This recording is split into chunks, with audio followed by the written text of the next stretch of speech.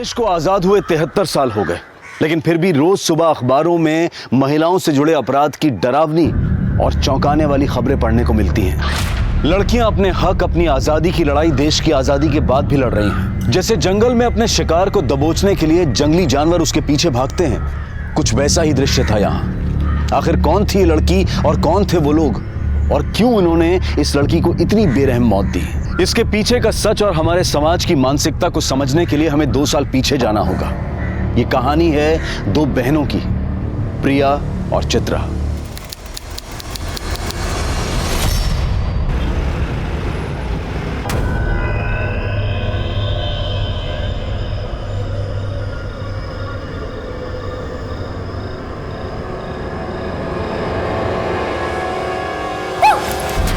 किसका वीडियो देख रही है ताई?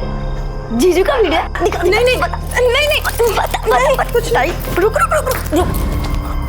अरे देख, तेरी आंखों के नीचे डार्क सर्कल्स। लगता है जीजू तुझे पूरी रात सोने नहीं देते। चल ये सारी बातें छोड़, वैसे आज तक तेरे और जीजू के बीच में क्या क्या हुआ है? अरे बता ना ताई, बता ना। प्रिया, सच बताऊं? हाँ बता। इधर आ मेरे साथ। तेरे जीजू और मेरे बीच आज तक कुछ भी नहीं हुआ है, बल्कि वो तो रात भर कमरे में आते ही नहीं है। मैं अकेले कमरे में सोती हूँ। ताई देख, तू बुरा मत मान, मुझे ना जीजू का बर्ताव थोड़ा ठीक नहीं लग रहा। हो सकता है उनका कोई अफेयर हो। तू ना जीजू पे नजर रख।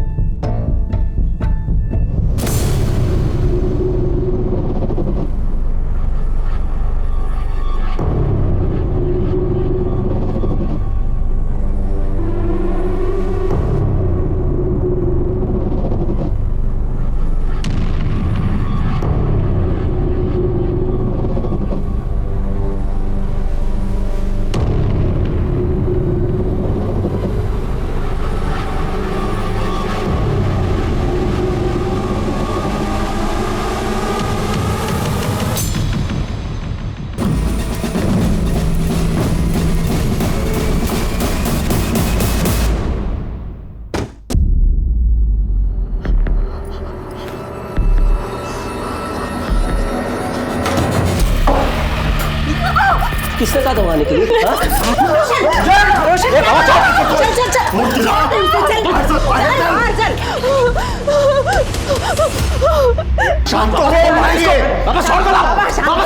शांत हो. आता सांग काय झालंय? क्यों मार रहा था बहू को? बाबा तुम्ही मध्ये पडू नका, ये हमारे पति पत्नी के बीच की बात है. रोशन, मैंने कहा था ना आपसे, उस लड़की में जरूर कुछ खोट है। जब चाहो मंदिर में बैठी रहती है, बड़बड़ाती रहती है। उसके आस पड़ोस के लोग भी उसके बारे में अच्छी बातें नहीं करते हैं। उसको कैसे आपने पसंद किया, देवत जाने बाबा। रुक्मिणी,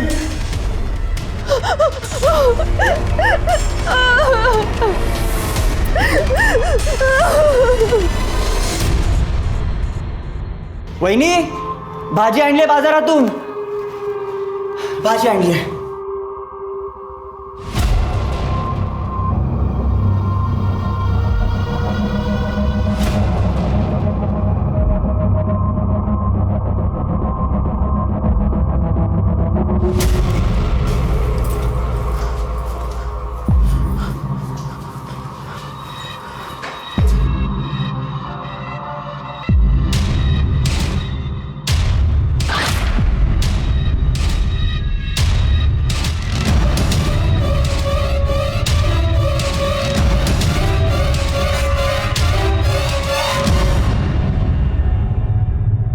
तुला काय वाटलं तू यहाँ कुछ भी करेगी और हम देखते रहेंगे?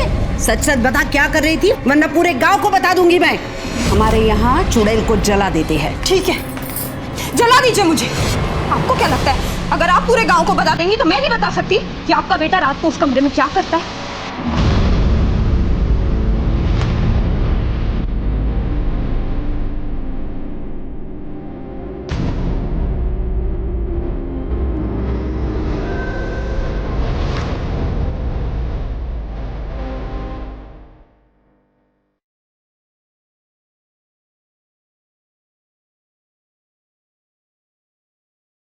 चित्रा कहाँ है थी तू? चित्रा कहाँ है थी? शमशान में। तुझे अगर किसी ने ऐसा देख लिया ना तो लोग क्या करेंगे? कल इसके ससुराल वाले इसे ले जाने आएंगे, तब क्या करेंगे हम लोग? बाबा मैं कहीं नहीं जाऊंगी, यहीं रहूंगी। बेटा मेरी बात सुन, आइक वहां से बेटा। किसी को नहीं छोड़ूंगी, सबको सबक सिखाऊंगी। क्या कर रहे हो आप? मगज पसंद बोल तो तुझे करत देगा। तेरी शादी में कितना खर्चा हुआ मालूम है तुझे? दहेज में कितना पैसा दिया मालूम है तुझे को? मेरे सर पर कितना कर्जा हुआ है, कम से कम इस बात का तो लिहाज कर। सुन, प्रिया की शादी होनी है, अगर तू ऐसा करेंगे तो उसकी शादी कैसे हो पाएगी? आप दोनों समझ क्यों नहीं रहे हो? नहीं जाना मुझे वहाँ, वो रोशन बिल्कुल अच्छा लड़का नहीं है, मैं खुश नहीं हूँ वहाँ, मैं नहीं जाऊंगी। चित्रा, चित्रा आओ, हाँ वो कृष्णा जी और रुक्मिणी जी को बुला लो। हो आता तेच केलं पाहिजे, कारण चित्रा काय ऐकत नाही आपलं।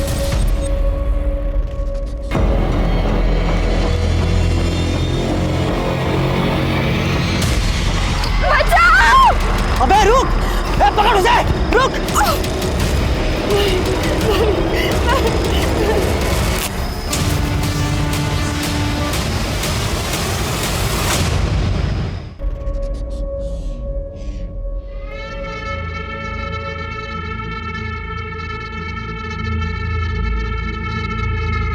चित्रा बेटी, चित्रा बेटी मेरी बात सुनो, अब गुस्सा छोड़ दो। छोड़ दो मुझे, छूना नहीं। क्या हुआ चित्रा बेटा, सुनो। छोड़ो मुझे। क्या कर रही हो तुम? क्या कर रही हो तुम? चित्रा ये क्या है ये?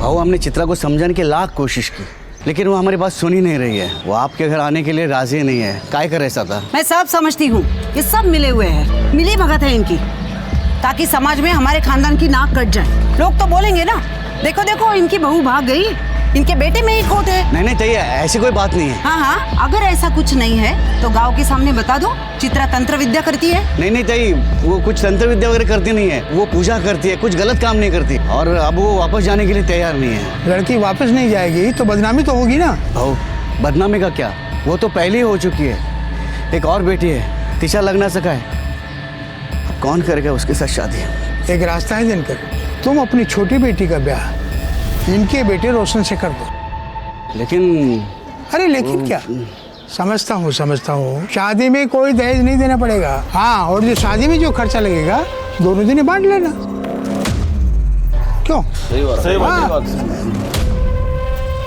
हो आम्हाला चालेल। ठीक है, जशी तुमची इच्छा। बस मानता हो गई।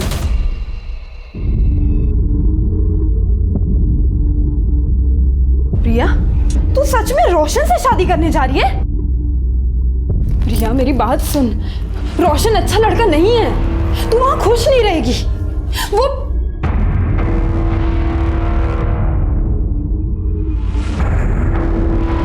हाँ तो सही है। प्रिया, तूने उसकी बात नहीं सुनी ना तो वो तुझे मारेगा, गाली देगा। ताई मैंने तय कर लिया है कि मैं रोशन से ही शादी करूँ।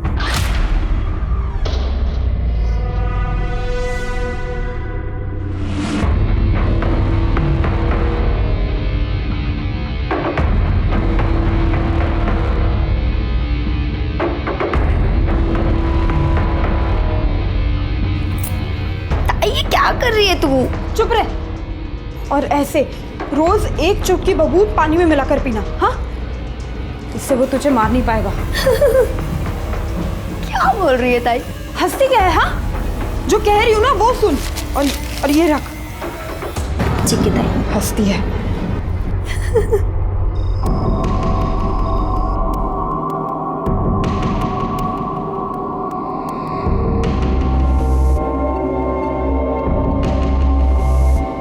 तुम्हारी बहन ने तुम्हें मेरे बारे में तो सब कुछ बता ही दिया होगा, और अगर नहीं बताया तो सुन लो, रात को जब तुम इस कमरे में सोने आओगी तो उसके बाद तुम इस कमरे से बाहर नहीं निकलोगी सुबह तक।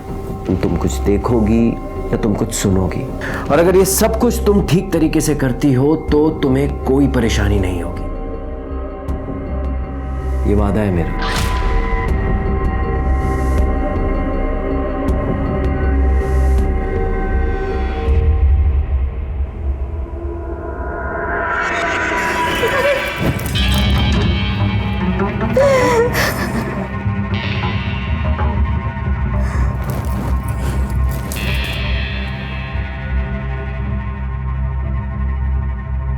चिंता मत करो, मैं कल भी तुम्हारी थी, आज भी तुम्हारी हूँ और कल भी तुम्हारी ही रहूंगी।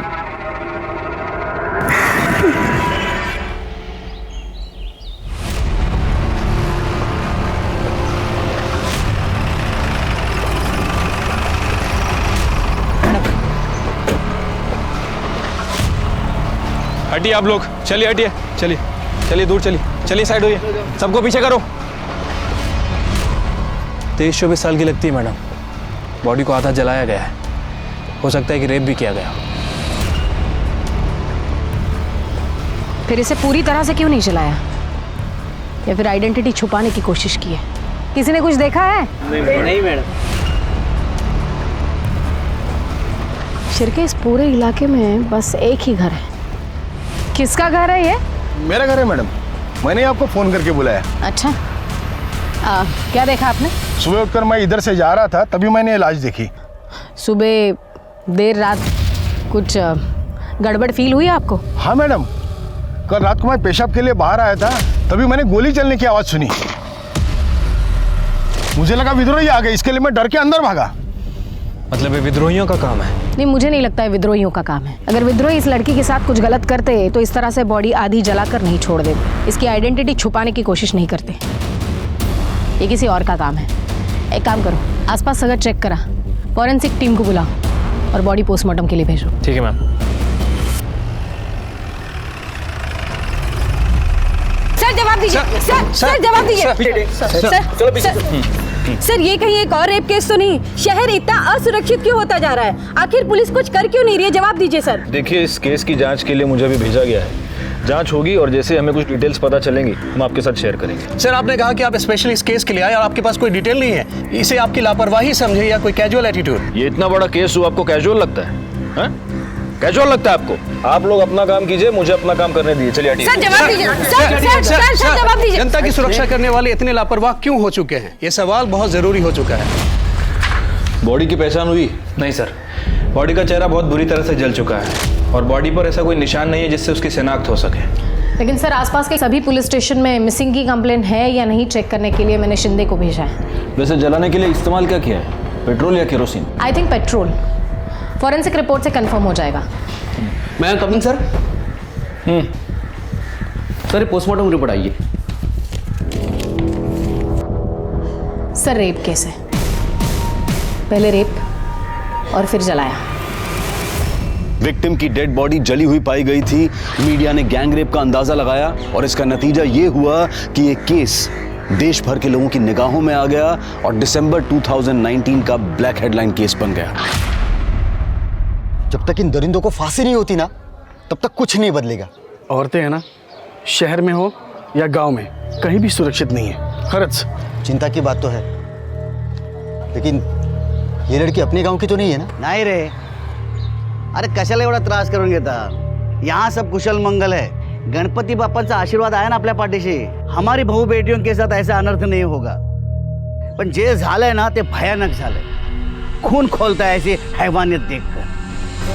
लेकिन दादा, तू तो मिलिट्री में था ना, तेरी बेटियों के साथ अगर ऐसा हुआ था तो तू तो सीधा गोली मार देता ना, हो कि नहीं? ये पोस्टमार्टम रिपोर्ट मीडिया को लीक किसने की?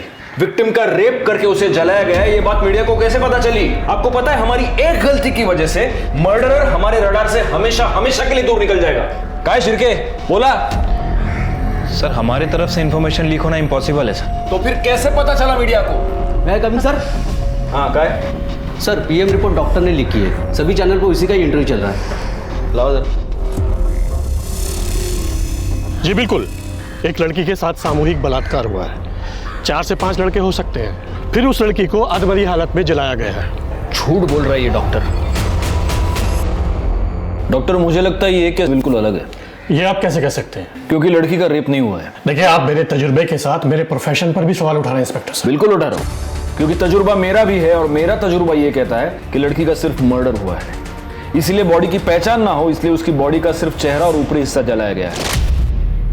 अगर रेप हुआ होता तो पूरी की पूरी लाश जलाई जाती, रेप का सबूत मिटाने के लिए। दूसरी बात, अगर लड़की को जिंदा जलाया जाता तो लड़की शोर मचाती, चीखती, उसकी आवाज कोई सुनता, लेकिन किसी ने उसकी आवाज नहीं सुनी। इसका मतलब लड़की को पहले मारा गया और फिर जलाया गया। ये आपकी बनाई हुई कहानी है। शिर्के, बॉडी को इस हॉस्पिटल से दूसरे हॉस्पिटल शिफ्ट करो, दोबारा पीएम रिपोर्ट करेंगे। लेकिन आप ये कैसे कर सकते हैं? मैं ये बिल्कुल कर सकता हूं, बस आप दुआ कीजिए कि आपकी रिपोर्ट इस दूसरी रिपोर्ट के साथ मैच हो, वरना आपको पता चल ही जाएगा कि मैं क्या क्या कर सकता हूं। चला शिर्के। पुलिस पर मीडिया और डिपार्टमेंट के सीनियर्स दोनों का प्रेशर बढ़ने लगा। पुलिस ने पूरे नागपुर शहर में तहकीकात की, हिस्ट्री शीटर्स, रोड रोमियोस को गिरफ्तार किया, लेकिन कोई कामयाबी हाथ नहीं लगी। जिन लड़कियों की मिसिंग कंप्लेंट दर्ज हुई थी उनके घर वालों को बुलाकर शिनाख्त करवाई गई, पर किसी ने कोई पहचान नहीं दिखाई। आखिर कौन थी ये लड़की और क्या इस अनजान लड़की की मिसिंग कंप्लेंट दर्ज भी हुई थी?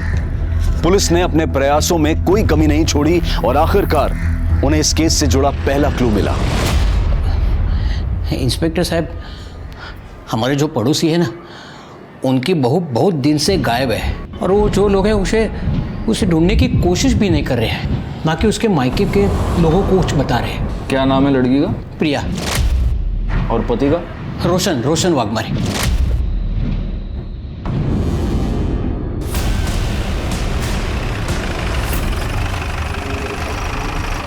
जो भी है वो सच सच बता दो, पुलिस को गुमराह करने की कोशिश मत करना, वरना हमारे पास बहुत तरीके हैं सच उगलवाने के जो आप सह नहीं पाओगे।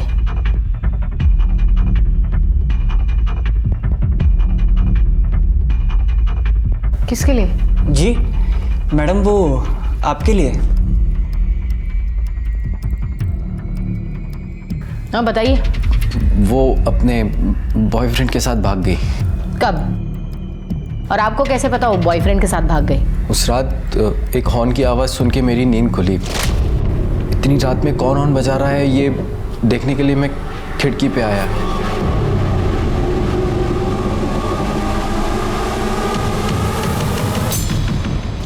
एक मिनट। आपकी बीवी और आप एक कमरे में एक दूसरे के आजू बाजू में सोए थे और आपको पता ही नहीं वो भाग गई? नहीं, वो उस रात मैं दूसरे कमरे में सोया था। क्यों? मेरा व्रत था इसलिए। क्या हम ये कहानी मान ले? आपकी बीवी भाग गई, कंप्लेन क्यों नहीं लिखवाए? वो कैसे बताते? बदनामी से किसे डर नहीं लगता है, और हमारी बहू तो उसके आशिक के साथ भाग गई ये जानने के बाद तो गांव वाले हमारा जीना मुश्किल कर देते। आपको भी डर था बदनामी का? इज्जत कमाने में सालों लग जाते हैं। देख, 2 कौड़ी की लड़की के लिए इज्जत को कैसे दांव पे लगा सकते हैं? ये बताइए उसके बॉयफ्रेंड का नाम क्या है? उसका नाम शायद नवीन था। शिर्के, प्रिया के मोबाइल सर्विलेंस पे लगा दो, उसकी कॉल डिटेल्स निकलवाओ, पता करो वो सबसे ज्यादा किससे बात करती है। एक बार उसके बॉयफ्रेंड का पता चलेगा तो उस तक पहुंचना आसान होगा।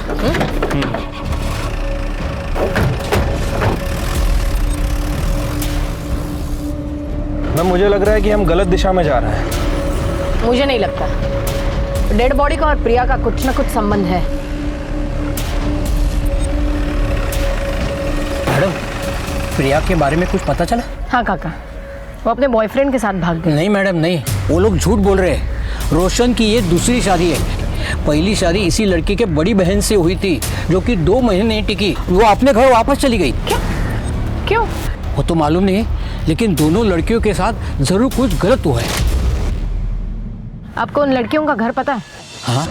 जो गलत है वो गलत ही है ना बेटा, रोक दे ये सब, नहीं तो तुम्हारे साथ साथ पूरा घर बर्बाद हो जाएगा। रोशन देखो, पुलिस घर के चौखट तक आ पहुंची है ना, बंद कर दे ये सब। माँ मुश्किल है। अरे मैं तुम्हारे लिए दूसरी लड़की देखती हूँ। रोशन सुन,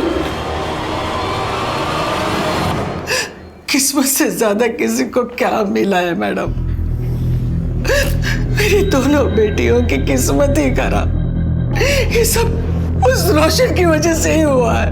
उसने और उसके परिवार ने मिलकर मेरी दोनों बेटियों की जिंदगी बर्बाद कर दी। मैडम मुझे ये बताइए, आपकी बेटी प्रिया, उसने भागने से पहले आपसे बात की थी? प्रिया? ये खबर मुझे आपसे पता चली। ये बताइए आपकी दूसरी बेटी चित्रा कहाँ है? नागपुर मुबाशी के आश्रम में। क्यों? मैडम, उसे बहुत सदमा लगा था। जब उसकी शादी टूट गई तो वो कुछ अजीब सी हरकतें करने लगी थी। पूरा पूरा दिन स्मशान में बैठ जाती थी। क्या चल रहा है सब यहाँ पे? धीरे धीरे ये बात सारे गांव में पता चली तो सारे लोग उसके बारे में बात करने लगे। हर कोई उसे डरने लगा है। सुना है जिसके साथ उसका झगड़ा है उसके ऊपर काला जादू करती है चित्रा। देखिए, मेरे बेटे की वजह से आप लोगों को जो तकलीफ हुई है, क्या करता मैं तुम्हारा सगळ्यांची माफी मांगता हूँ। दिनकर बाबू, माफी मांगने से कुछ नहीं होगा। आप हम सब से वादा कीजिए गांव वालों से कि आप आपकी बेटी को गांव के बाहर छोड़ के आएंगे, नहीं तो पंचायत फैसला करेगी। क्यों गांव वालों? चलो रे, चलो। ओ भाऊ, देवा, आता काय करायचं? ये पूरे गांव वालों के साथ कैसे लड़ेंगे? इसीलिए तो कब से कह रही हूँ सन्यासी बनना है मुझे, मुंबा जी के आश्रम में छोड़ाओ, फिर कोई कुछ नहीं कहेगा। हमें उसकी फिक्र थी मैडम, इसलिए इन्होंने छुट्टी ली और उसे मुंबा जी के आश्रम छोड़ा। कहाँ काम करते हैं आप? न्यू लाइफ बैंक में मैं सिक्योरिटी गार्ड हूँ। मुझे चित्रा का नंबर चाहिए। हाँ, देता हूँ। वैसे वो मुंबा जी का आश्रम है कहाँ? रामटेक। शिर्के, कैसी लगी कहानी? काफी इंटरेस्टिंग थी। अब पता करो कहानी में सच कितना है, झूठ कितना है। चित्रा के साथ साथ दिनकर का मोबाइल भी सर्विलियंस पे लगा दो, तब पता चलेगा दिनकर ने चित्रा को सच में मुंबा जी के आश्रम में छोड़ा था या सिर्फ कहानी बनाई थी।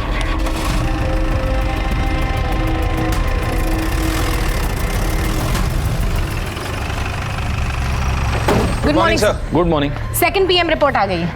आपने सही कहा था, लड़की का रेप नहीं हुआ है सर। पहले उसे गोली मारी गई, फिर उसे जलाया गया। मैं जानता था। चित्रा और प्रिया के मोबाइल का क्या हुआ? सर, दोनों के फोन अभी तक स्विच ऑफ है। इनफैक्ट दोनों के फोन नागपुर में ही स्विच ऑफ हुए थे। इसका मतलब चित्रा भी आश्रम में नहीं है। और दिनकर की phone location? Sir, mobile location के हिसाब से दिनकर ने ही चित्रा को मुंबा जी के आश्रम में छोड़ा था। सर एक्चुअली PM रिपोर्ट में और एक चौंका देने वाली बात है। क्या? विक्टिम के बॉडी में मेल्टेड बुलेट मिली है sir. Melted bullet? Yes. Dinkar bank का सिक्योरिटी गार्ड है, उसके पास राइफल तो होगा ही। ये दिनकर और रुक्मिणी जरूर हमसे कुछ छुपा रहे हैं। एक ही घर की 2 लड़कियां गायब होती हैं और ना मायके वालों को कुछ पड़ी है ना ससुराल वालों को। कहीं ये लाश इन दोनों बहनों में से किसी एक की तो नहीं है। लेकिन अगर हम सही दिशा में जा रहे हैं तो ये दोनों बहनें नागपुर से इतनी दूर मर्डर स्पॉट पर उस खेत में क्या करने गई थी? नहीं, कुछ तो है जो हमसे छूट रहा है। एक काम करो, दिनकर और सावित्री का DNA इस लाश के साथ मैच करो। इन 2 बहनों में से किसी एक का मिलना हमारे लिए बहुत जरूरी है। और शिर्के, तुम मुंबा जी आश्रम हो सकता है वहां कुछ लीड मिल जाए। ठीक है सर।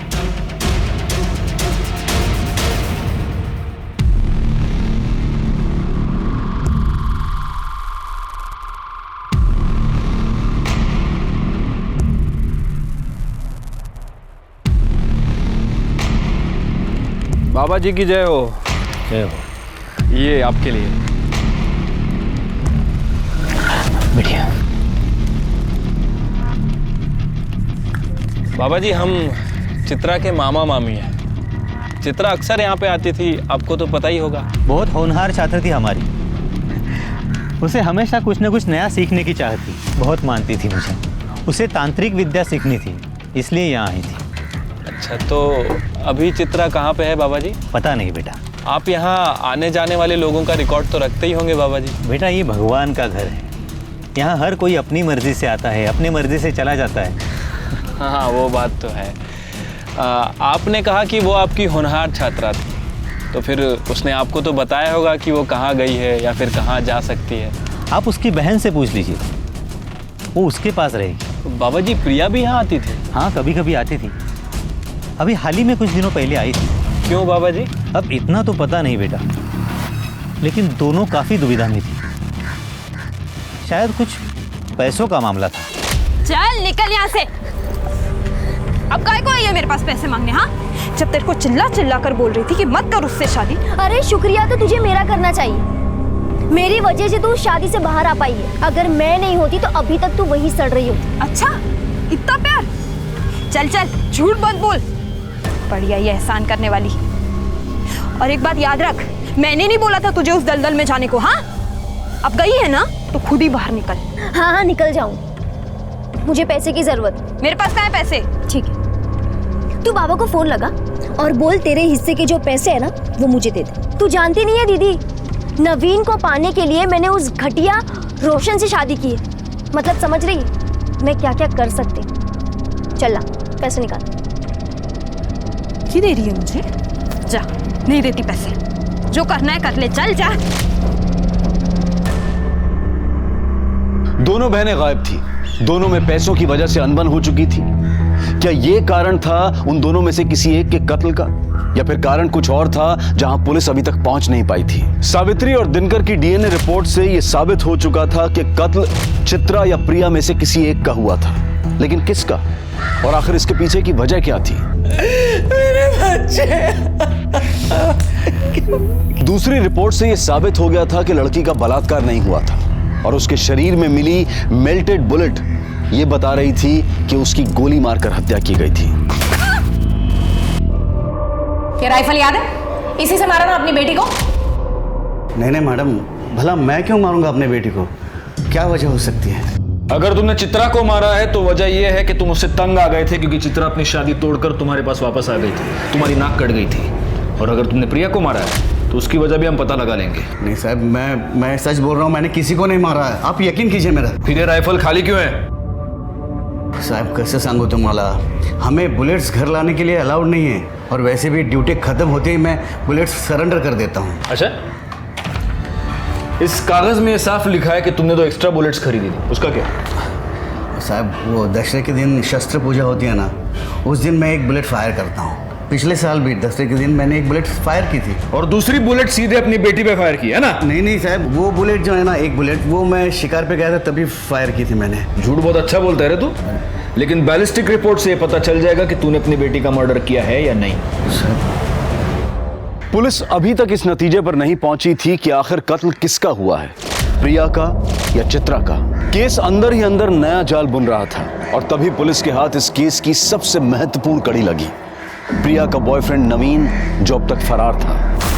प्रिया की शादी होने के बाद तुम्हारा उसमें इंटरेस्ट खत्म हो चुका था, लेकिन प्रिया सिर्फ तुम्ही से शादी करना चाहती थी, और वो इसलिए तुमसे जबरदस्ती कर रही थी। उससे तंग आकर तुमने प्रिया का मर्डर कर दिया, और उसकी लाश कोई ना पहचाने इसलिए उसकी लाश को जला दिया। ये हमको पता है। अब तुम सिर्फ इतना बताओ कि वो राइफल कहां से लाए थे। नहीं सर, मैंने कुछ नहीं किया सर, और प्रिया जिंदा है।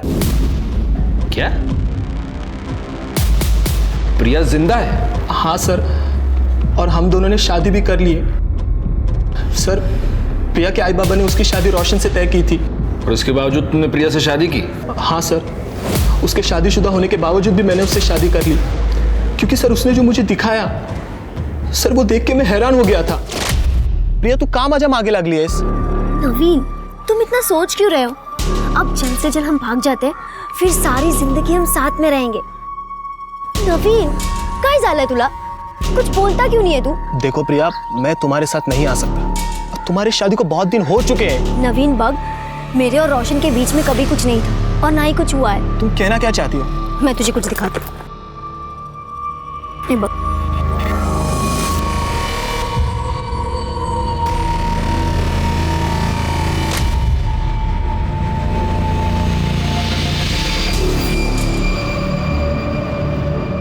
मुझे तो रोशन और उसके बॉयफ्रेंड प्रतीक पर ही शक है। उन दोनों ने मिलकर ही खून किया होगा। हो सकता है गुप्ता मैडम, लेकिन वो राइफल कहां से आया इन दोनों के पास? अगर मर्डर वेपन के बारे में कोई सबूत हमें मिल जाए तब हमारा शक जायज। सर, इस नवीन का क्या करना है? एक काम करो, नवीन को लेकर उसके गांव वाले घर जाओ, वहां पर प्रिया होगी, उसे कस्टडी में लेना। और एक काम करना, उस घर की तलाशी भी लेना, हो सकता है वहां हमें कोई राइफल मिल जाए।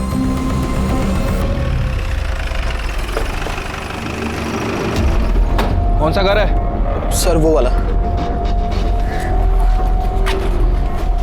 नवीन, अंदर चेक करो जरा। प्लीज। प्रिया कहाँ है? कल रात तक तो प्रिया यही थी, लेकिन वो चली गई। कहाँ चली गई? कुछ बता के तो गई होगी ना? हाँ, उसने कहा नवीन का फोन आया था और वो गई। सर, अंदर प्रिया नहीं है। मुझे लगा कि नवीन ने उसे बुलाया होगा। मतलब प्रिया के पास मोबाइल फोन है? जी। तुम्हारा फोन दो। ये फोन कस्टडी में रखो। आज नहीं तो कल प्रिया जरूर इसे फोन करेगी।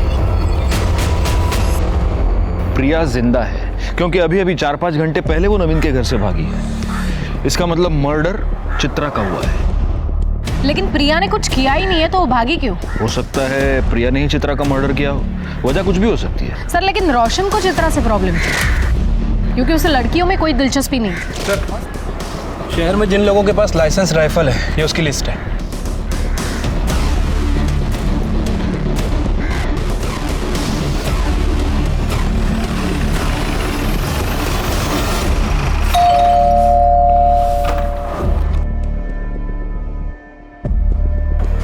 जी? इतना शॉक होने की जरूरत नहीं है।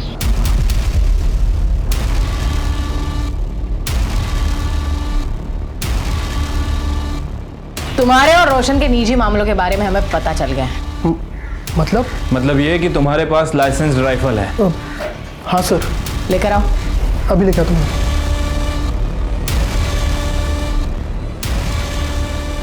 बुलेट्स कहाँ है?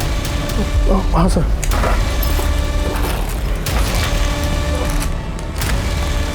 इसमें तो सिर्फ 2 ही बुलेट्स हैं। हमारे पास इंफॉर्मेशन है तुम्हारे पास 3 बुलेट्स थी। हाँ मैडम, वो एक बुलेट मिल नहीं रही है। मिल जाएगी बुलेट भी और तुम्हारा बयान भी कि खून तुमने किया है। अगर इस राइफल से बुलेट चली है तो बुलेट ज़रूर मिल जाएगी। तब तक तुम हमारे मेहमान बनो। इस राइफल को बैलिस्टिक रिपोर्ट्स के लिए भेजो। सर नवीन का फोन बज रहा है। जल्दी से सर और मैडम को बुला के लाओ। हो सर। नवीन तुम्हारा फोन बज रहा है, लैंडलाइन से, शायद प्रिया का हो सकता है। स्पीकर ऑन करो और बात करो। हेलो नवीन, कहाँ हो तुम? प्रिया, तुम ठीक तो हो ना? प्रिया तुम्हारी आवाज ऐसी क्यों आ रही है? नवीन बताओ ना, कहाँ हो तुम? प्रिया मैं यही हूँ। तुम मुझे बताओ तुम कहाँ हो? मुझे बहुत डर लग रहा है नवीन, कुछ ठीक नहीं लग रहा है। प्रिया तुम शांत हो जाओ, पहले मुझे बताओ तुम कहाँ हो? नवीन मुझे बहुत डर लग रहा है। प्रिया, इस वक्त नवीन हमारी कस्टडी में है और सेफ है। मैं पुलिस डिपार्टमेंट से बात कर रही हूँ।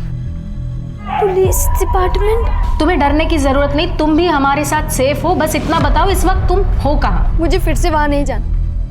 मुझे रोशन और उसके घर वालों के बीच नहीं जाना मैम, प्लीज। प्रिया तुम्हें डरने की कोई जरूरत नहीं है, उस वजह से हम तुम्हें नहीं ढूंढ रहे। मेरी बात ध्यान से सुनो, हमें तुम्हारी मदद की जरूरत है। तुम्हारी बहन चित्रा को किसी ने जान से मार दिया है। मार दिया? बस इतना बताओ तुम हो कहाँ, हम तुम्हें लेने आ रहे हैं।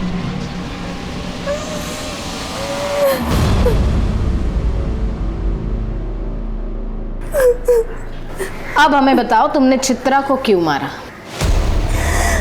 मैंने ऐसे कुछ नहीं किया मैडम। मैं अपनी ताई को क्यों मारूंगी? तुम झूठ बोल रही हो। सच ये है कि तुम मंबाजी आश्रम गई थी चित्रा से मिलने के लिए। वहां पर तुम्हारा और चित्रा का झगड़ा हुआ। झगड़ा पैसों को लेकर हुआ था। तुमने चित्रा के पास पैसे मांगे, चित्रा ने तुम्हें पैसे देने से इनकार कर दिया। इसलिए फिर तुमने कॉल करके चित्रा को बुलाया और उसका मर्डर कर दिया। नहीं सर, ये सब झूठ है।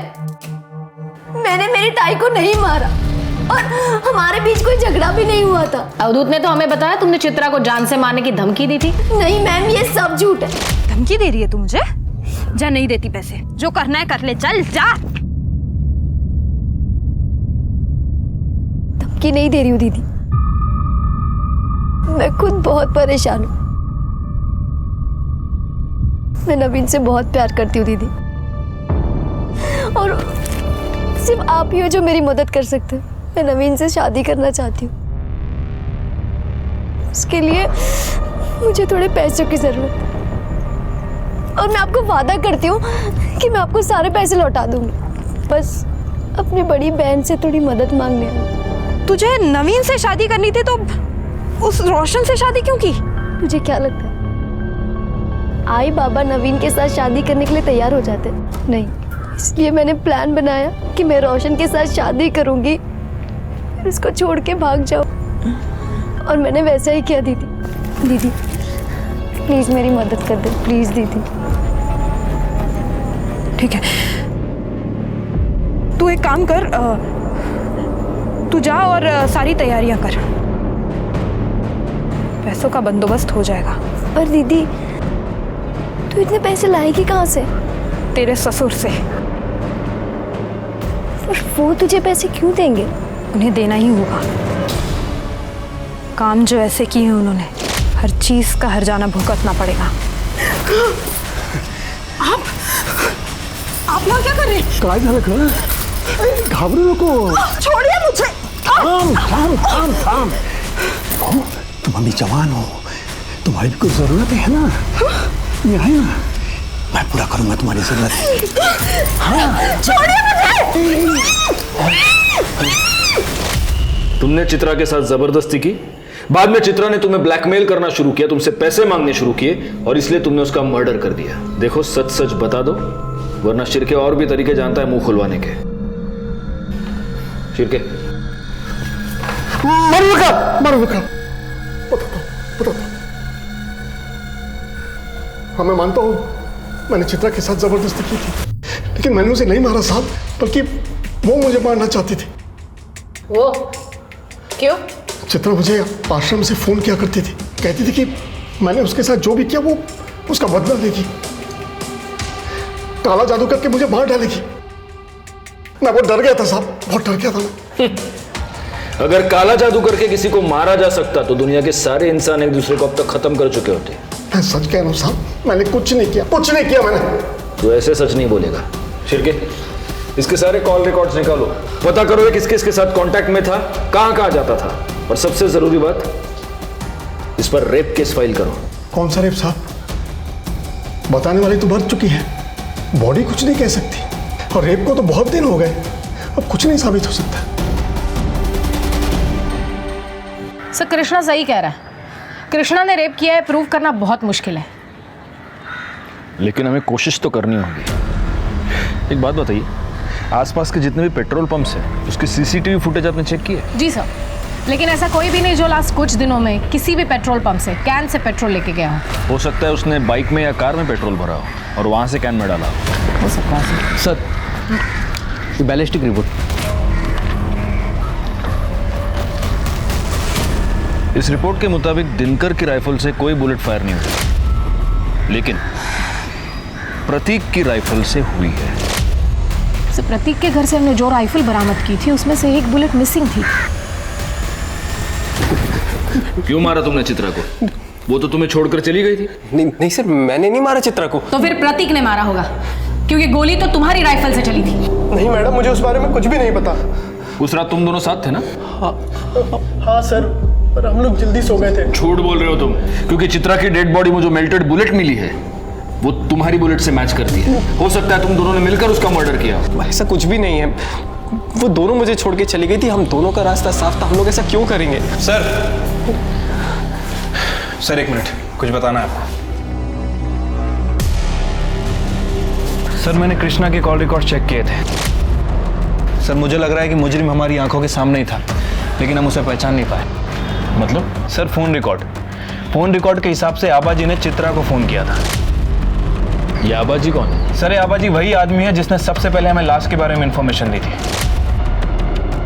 हाँ सर, और इसके बाद मैंने आबाजी के कॉल रिकॉर्ड चेक किए। सर पता चला है कि वारदात के ठीक एक दिन पहले आबाजी ने चित्रा को फोन किया था, और वारदात वाली रात चित्रा ने आबाजी को फोन किया।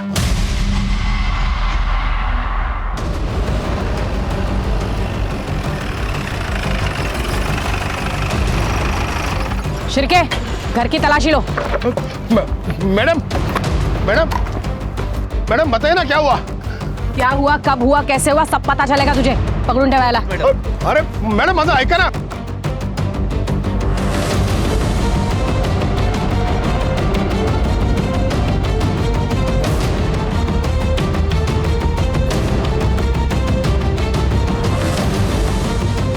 मैम, अंदर ही कैन और पाइप मिला है।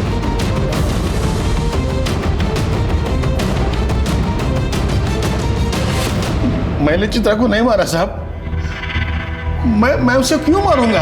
वो मुझे जानती तक नहीं थी। वो तुम्हें जानती नहीं थी, लेकिन फिर भी तुम उसको फोन करते थे। मर्डर के एक दिन पहले तुमने चित्रा को फोन किया था। मर्डर वाले दिन चित्रा ने तुम्हें फोन किया था, कृष्णा ने भी तुम्हें फोन किया था। ये सब इत्तेफाक है। इतना ही नहीं, मर्डर वाले दिन तूने अपनी बाइक में पेट्रोल भरवाया और वो भी फुल टैंक। सीसीटीवी फुटेज में दिख रहा है पेट्रोल पंप की। अगले दिन तूने फिर पेट्रोल भरवाया और उस दिन तो तू गांव से बाहर भी नहीं गया। 10 लीटर पेट्रोल पी गई तेरी बाइक। हाँ, ये ऐसे नहीं बोलेगा।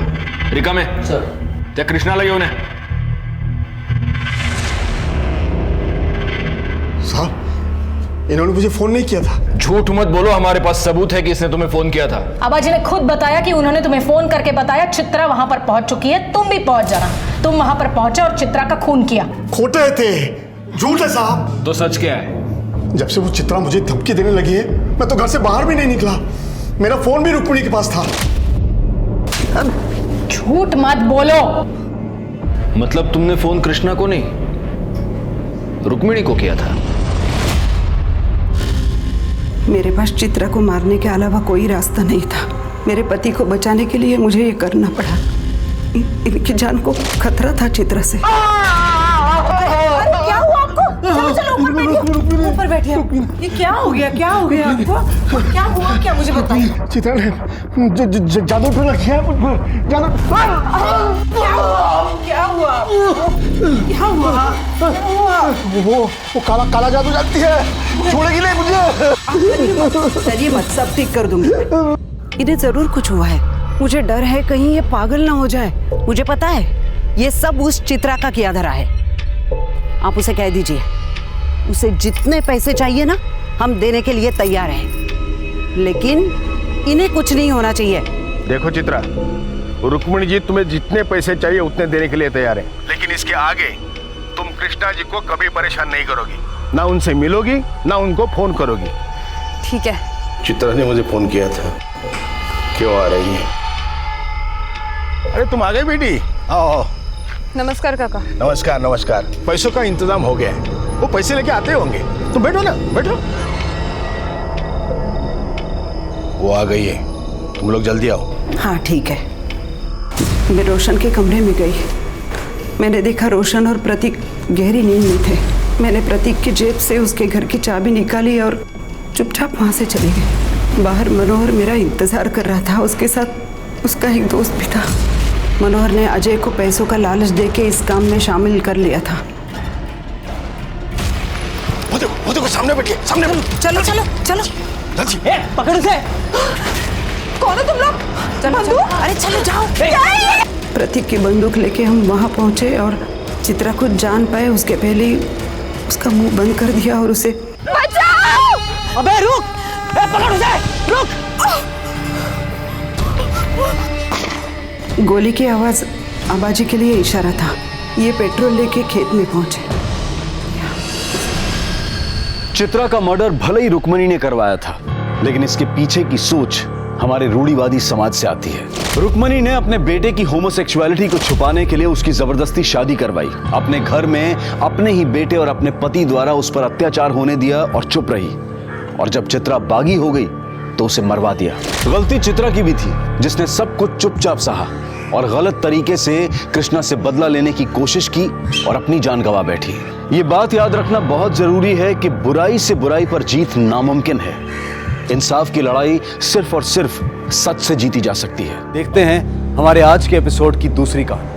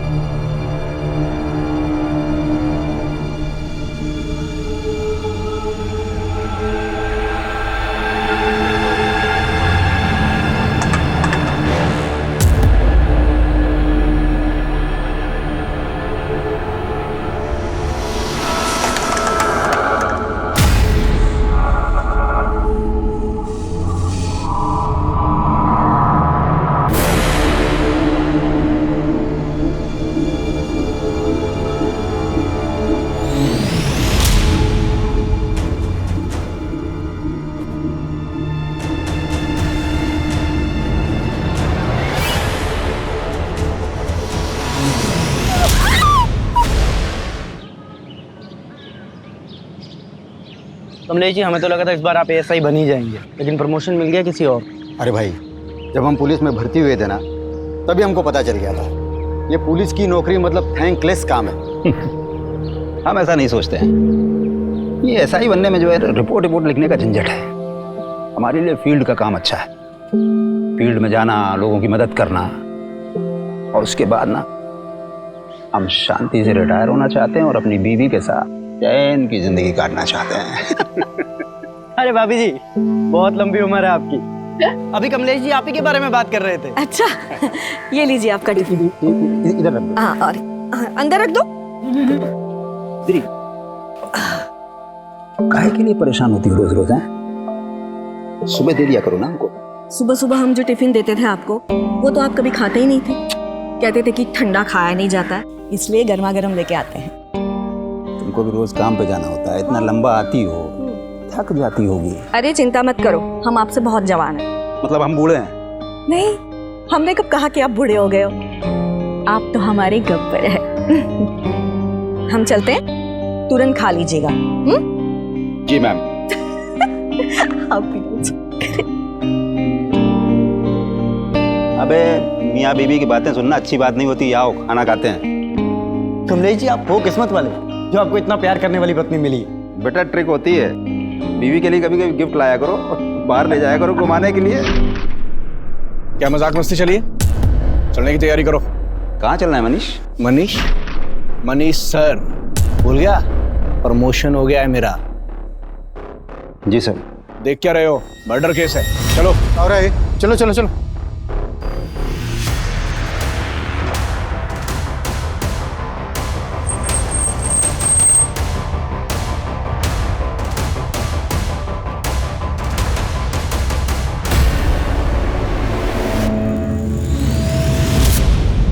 सर, लड़की पर पत्थर से वार करके मारा गया है। वो तो देख के पता ही चल रहा है।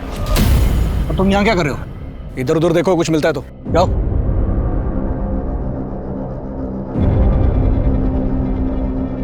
लगता है सर रेप भी हुआ है। वो तो पता चल ही रहा है, कपड़े फटे हुए हैं इसके। जी सर, मैं इधर देखता हूँ कुछ और।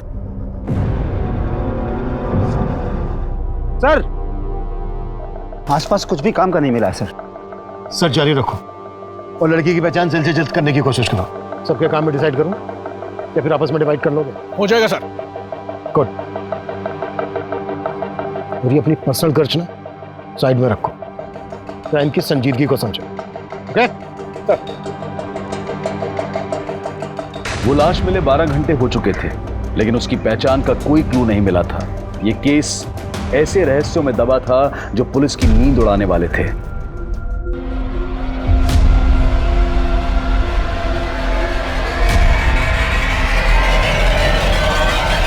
Rarest of the rare rape case है सर। इसका न सिर्फ रेप किया गया है बल्कि ब्रूटली टॉर्चर भी किया गया इसको। इसकी लेफ्ट हैंड की ये चारों उंगलियां फ्रैक्चर, गले पर बाइट मार्क्स हैं दोनों तरफ, और वैसे ही बाइट मार्क्स उसके चेस्ट पर भी हैं। शरीर को बुरी तरह से नोचा खरोचा गया है। गैंग रेप है डॉक्टर? नहीं सर, इसके शरीर से सिर्फ एक ही आदमी का डीएनए मिला है। जिस तरह से इसको रेप करके मारा गया है, उससे तो यही लगता है कि किलर बहुत ही विकृत मानसिकता है।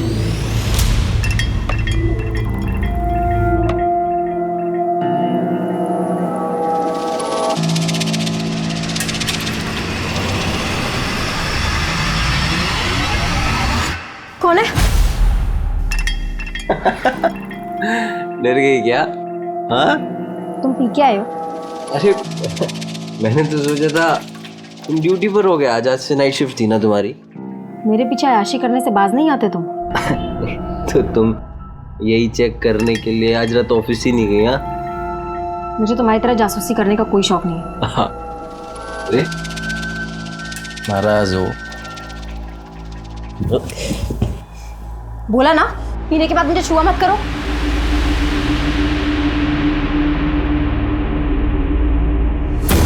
समझती क्या है तू अपने आप को? हाँ, अगर इतना ही खलता हूँ तो शादी क्यों की मुझसे? इसीलिए तो पछता रही हूँ। पछता रही? तो अब पछता। विक्रांत, क्या बात है? बड़ी फुर्सत में बैठे हो, कोई काम नहीं है क्या? रितु चाची, आप तो हमारे काम की हालत जानती है। प्रॉपर्टी में इतनी मंदी चल रही है कि सेल्स परचेस कुछ हो ही नहीं रही। अगर ऐसे ही चलता रहा ना तो दुकान का किराया निकालना मुश्किल हो जाएगा।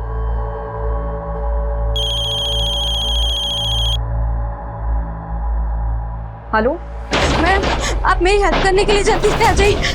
वो मुझे परेशान करने फिर से आ गया है। तुम रो मत, मैं आ रही हूँ।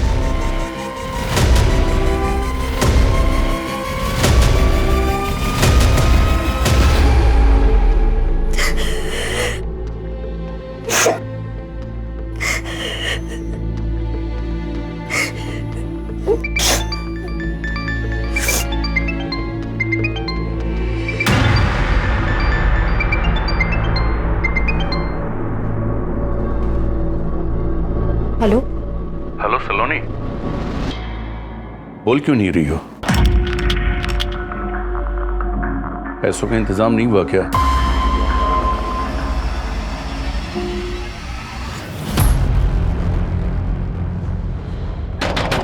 दरवाजे खोलो!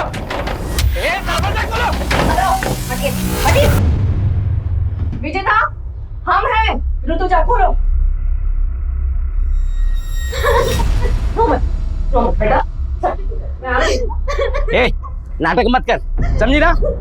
अब भी तुम्हें एक घर को छोड़कर जाना पड़ेगा। अरे ऐसा कैसे घर छोड़ना पड़ेगा? ये सारी गलती आपकी है। हमारी? जी। अरे ब्रोकरेज के लालच में आकर आप ऐसी किराया दर दी हमको, जिसका रेप हो चुका था। इस लड़की का रेप हुआ है तो इसमें इस बेचारी का क्या दोष? एक बात कान खोलकर सुन लीजिए, एग्रीमेंट के लॉकिंग टाइम तक आपने इसको जरा भी परेशान किया ना, अंदर करवा दूंगी। सर, मैंने कई सेक्स ऑफेंडर्स को राउंड अप किया है, सबका रिमांड चालू है, लेकिन किसी ने मुंह नहीं खोला है। जब तक इस लड़की की पहचान नहीं पता चल जाती तब तक ये केस आगे नहीं बढ़ पाएगा। सर, मैंने भी आसपास के थानों में पता किया, कहीं किसी लड़की की मिसिंग की कंप्लेंट नहीं मिली। तो हाथ पे हाथ रख के बैठ जाओ। नहीं सर, मैं सर्चिंग चालू है। सर, मैंने कमलेश को सुपरवाइज करने के लिए कहा, तो फिर उसने कोई अपडेट ही नहीं दिया। अगर वो अपडेट नहीं देगा तो तुम फोन करके उससे नहीं पूछोगे? नहीं सर, मैंने उसको फोन किया था, लेकिन सर उसने उठाया नहीं। हाँ कमलेश, बोलो। सर, मेघनगर के किराने वाले ने उस लड़की का फोटो आइडेंटिफाई किया है। वो लड़की उसी की दुकान से राशन खरीदती और पास में ही अपने पति के साथ किराए पर रहती है। हम वहीं जा रहे हैं सर। तुरंत एड्रेस भेजो, हम भी वहीं पहुंचते हैं। किशोर, गाड़ी निकलो। मनीष, जिन लोगों को राउंड अप किया है उगलवाओ उनसे।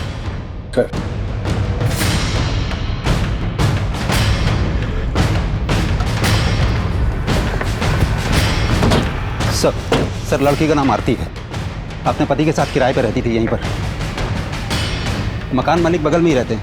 ये सर हरिचरण, आरती के मकान मालिक। ताला खोलो। सर, चाबी नहीं है। चाबी मेरे दूसरे घर पे रखी है सर।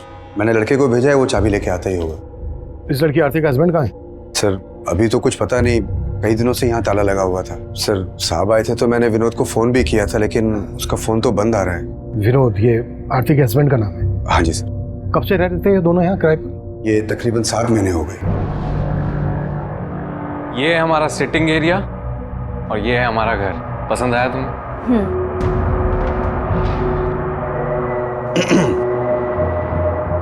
ये घर के एग्रीमेंट पेपर्स है, साइन कर लें।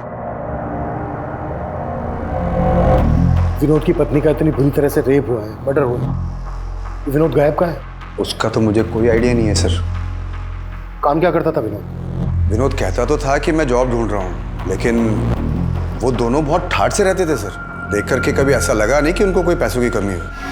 आरती जल्दी करो, मूवी शुरू हो जाएगी। हमेशा लेट।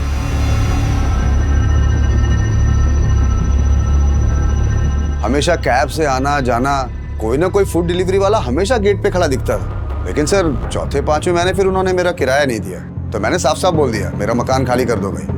तो आरती ने एक साथ 6 महीने का किराया मुझे दे दिया। पूरे 6 महीने के? जी। ये चोट कैसे लगी आपको?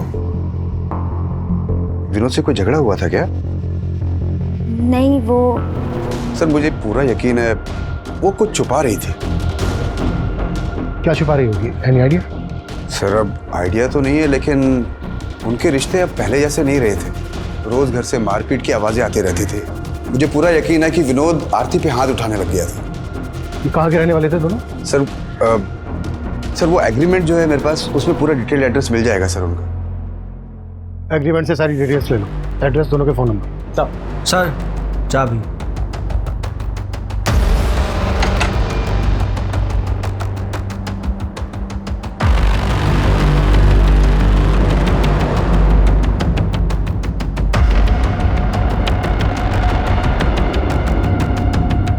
पूरे घर की तलाशी लो, कुछ भी छूटना नहीं चाहिए।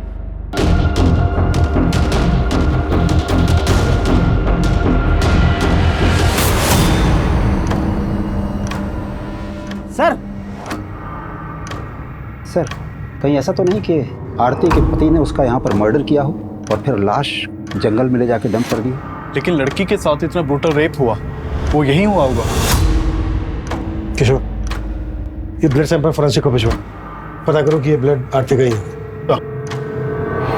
Good job Kamlesh. तुमने काफी जल्दी लड़की की पहचान पता कर ली। सर ये एग्रीमेंट आरती के पति विनोद के नेटिव एड्रेस का। हो सकता है विनोद यहीं जाकर छुपा हो, चल के पता करते हैं। किशोर, तुम आरती और विनोद के बारे में पता करो, क्या वाकई में उनका रिश्ता इस हद तक पहुंच गया था कि विनोद ने अपनी पत्नी के साथ इतनी बुरी तरह से रेप किया, मर्डर किया, या फिर कहानी कुछ और है?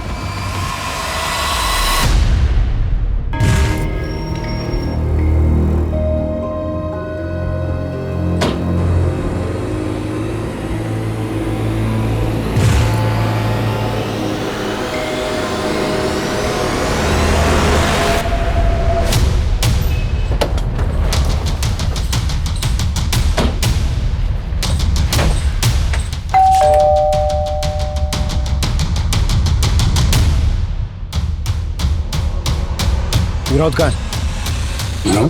हाँ विनोद, क्या लगता है तुम्हारा? वो मेरा बेटा है साहब, पर अब वो यहाँ नहीं रहता। लेकिन आप लोग यहाँ किस लिए आए हो? तुम तो ऐसे पूछ रहे हो जैसे तुम्हें कुछ मालूम नहीं है। मेघनगर में विनोद की पत्नी आरती की लाश मिली है हमें, बुरी तरह से रेप हुआ है, उसका मर्डर हुआ है और विनोद गायब है। कहाँ छिपा है वो? साहब हमको इस बारे में कुछ नहीं मालूम, और हम तो वैसे भी 7 महीने से विनोद से नहीं मिले। असल में विनोद और आरती भाग कर शादी किए थे और तुम इस शादी के खिलाफ थे। कहीं ऐसा तो नहीं है किसी बात का बदला लिया आरती से? नहीं साहब, मैं बता चुका हूँ आपको कि हम नहीं जानते कि आरती और विनोद कहाँ रहते थे। आरती के घर वाले कहाँ रहते हैं? क्या हमारी बेटी के साथ? किसने किया ये सब हमारी बेटी के साथ? उस विनोद के अलावा कौन होगा पापा? शक तो हमें भी विनोद पर ही है। आप लोगों को सच में नहीं मालूम था कि वो दोनों कहाँ रह रहे थे? क्या फिर आप लोग हमसे कुछ छुपा रहे हैं? हम आपसे क्या छुपाएंगे साहब, हम तो खुद पिछले 7 महीनों से बेटे का शक्ल देखने को तरस गए थे। उसने आरती को इतना बर्ग लाया था कि हमारी बेटी यहाँ से अपनी माँ के सारे गहने, रुपए, पैसे लेके उसके साथ भाग गई थी साहब। अब जब हमारी बेटी से उसका मन भर गया होगा तो उसने उसका ये हाल किया। हमें उस पर पहले से शक था साहब, वो सही आदमी नहीं था, लेकिन आरती नहीं मानी, वो हम सबको छोड़ के चली गई साहब। सर, आरती और विनोद, हम दोनों के घर वालों का भरोसा नहीं कर सकते। ऑनर किलिंग का भी एंगल हो सकता है। उससे लगता नहीं है कि आरती के घर वालों का हाथ होगा। हो सकता है विनोद के घर वाले इसमें इन्वॉल्व हो। फिर भी दोनों फैमिलीज की एक्टिविटीज पे नजर रखो और विनोद के घर वालों के फोन नंबर सर्विलेंस पे डाल दो। शायद विनोद अपने घर वालों से कांटेक्ट करने की कोशिश करें। Yes sir.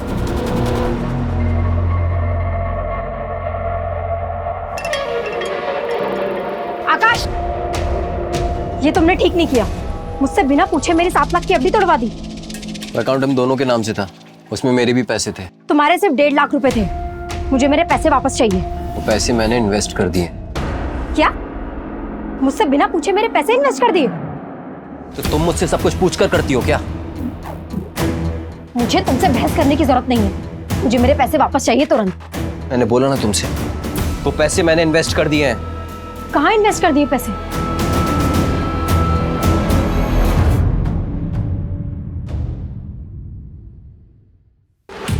सुनो, तुम जल्दी से छुप जाओ, कहीं भी जल्दी करो, छुप जाओ।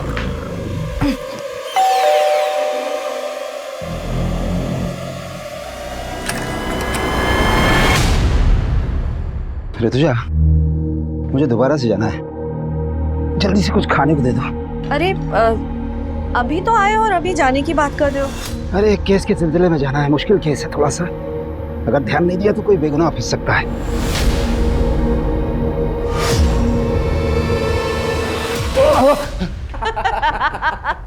देखा मम्मी, पुलिस वाले भी डरते हैं। आप डर गए ना पापा?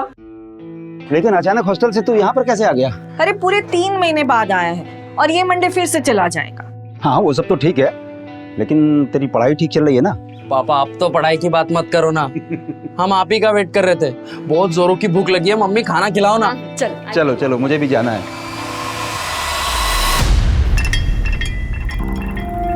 तो तुम मेरा पीछा कर रहे हो? सलोनी, तो मेरी बात सुनो सलोनी। मैंने कुछ ज्यादा ही गुस्से में बात करी। घर चलो आराम से, मैं तुमको एफडी के बारे में सब मुझे बता। तुमसे बात ही नहीं करनी है। अरे मेरी चलो। सर, आरती का फोन 7 सितंबर की रात करीब 10 बजे मेघनगर में बंद हुआ था और वहीं हमें आरती की लाश मिली थी। पोस्टमार्टम रिपोर्ट के मुताबिक कोई 10 बजे के आसपास आरती का मर्डर हुआ था। उस वक्त विनोद का फोन कहाँ एक्टिव था? सर, विनोद का फोन उस वक्त उसके घर वाले एरिया में एक्टिव था। विनोद का फोन 8 सितंबर की रात को बंद हुआ था। 8 सितंबर की रात को, यानी आरती के मर्डर के लगभग 24 घंटे बाद तक विनोद का फोन एक्टिव था। हाँ सर, मैंने आरती और विनोद दोनों के कॉल रिकॉर्ड्स चेक किए, उसमें एक कॉमन नंबर मिला है। किसका नंबर है? सर, वो इस सिकंदर नाम के आदमी का नंबर है। आरती और विनोद दोनों की से बातचीत होती थी। सर, सिकंदर ने ही आरती को आखिरी बार कॉल किया था और हत्या वाली रात क्राइम सीन पे इसका नंबर भी एक्टिव था।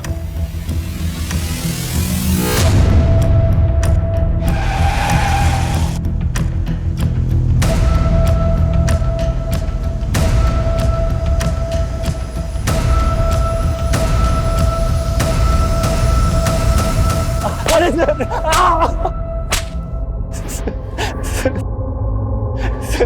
सर, मैं सच कह रहा हूँ, मैंने आरती के साथ कुछ नहीं किया। जहां आरती का मर्डर हुआ वहां तेरा फोन एक्टिव था। अब ये बोल, विनोद भी तेरे साथ मिला हुआ है? क्या तूने विनोद को गायब किया? सर, मैं विनोद से मिला हुआ नहीं हूँ और मैं भला विनोद को क्यों गायब करूंगा? लेकिन सर, जब लास्ट टाइम मुझे विनोद मिला था तो वो आरती को लेकर बहुत परेशान था। विनोद, मैंने आरती को कल रात मेघनगर क्रॉसिंग पर ड्रॉप किया था। मैं खुद हैरान हूँ कि वो अब तक घर क्यों नहीं पहुंची। तो आरती है कहाँ? वो विनोद बहुत डरा हुआ था सर, उसके माथे पर चोट भी लगी थी। कैसे लगी थी चोट? ये तो उसने बताया नहीं, शायद कुछ छुपा रहा था। लेकिन सर, लगता है कि आरती को लेकर कोई झगड़ा हुआ होगा। ये कहानी सुना के भटका रहा है हमें। सर, मैं सच बता रहा हूँ, मैंने कुछ नहीं किया।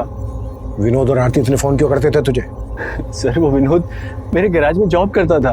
माना, विनोद तेरे गैराज में जॉब करता था इसलिए तुझे फोन करता था, पर उसकी पत्नी आरती क्यों फोन करती थी तुझे? सर, वो भी जॉब ढूंढ रही थी पर विनोद ने ही मुझे उससे मिलवाया था। सर, ये मेरी वाइफ है आरती, ये भी जॉब करना चाहती है। आपके तो बहुत सारे कॉन्टेक्ट्स हैं ना, इसको भी कहीं पे जॉब पे लगवा दीजिए ना। वो आरती के लिए जॉब ढूंढ रहा था या फिर तेरी बुरी नजर थी उस पर? क्या किया तूने उसके साथ? सर, मेरा विश्वास कीजिए, मैंने आरती के साथ कुछ नहीं किया। उस रात भी वो मुझे रास्ते पर मिल गई थी। वो घर जाने के लिए ऑटो ढूंढ रही थी तो मैंने उसे मेघनगर क्रॉसिंग पर ड्रॉप किया था। आई एम सो सॉरी आरती, मैं थोड़ा जल्दी में हूँ, मुझे सीधे निकलना है वरना तुम्हें घर तक छोड़ दूँ। इट्स ओके सर, कोई बात नहीं। बाय।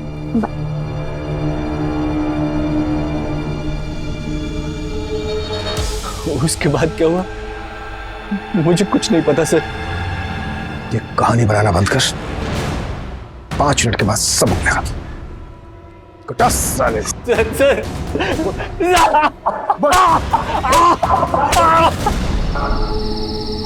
ऑटो ऑटो